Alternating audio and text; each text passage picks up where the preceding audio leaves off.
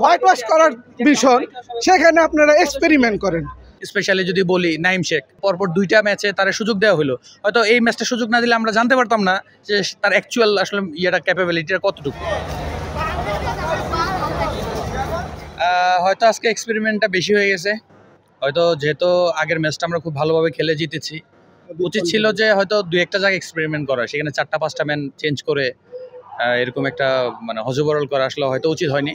তারপরে ম্যানেজমেন্ট হয়তো ভালো জানে, তারা হয়তো যেহেতু সিরিজ নির্ধারণ হয়ে গেছে, সেহেতু তারা চাইছে যে একটু এক্সপেরিমেন্ট করে দেখি হয়তো সামনে বিশ্বকাপের জন্য কে কেমন খেলছে।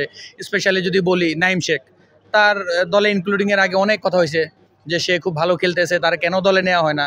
দলে নেওয়ার পরপর 2টা ম্যাচে তার সুযোগ দেওয়া হলো, হয়তো এই ম্যাচটা সুযোগ না দিলে আমরা জানতে পারতাম না যে তার অ্যাকচুয়াল আসলে ক্যাপাবিলিটিটা কতটুকু। সো এটা হয়তো তাদের জন্য একটা লার্নিং হয়েছে যে কে কেমন খেলতেছে। কি বলবো, আমাদের ম্যানেজমেন্ট পুরো বাজে, কোচ বাজে, সবাই বাজে।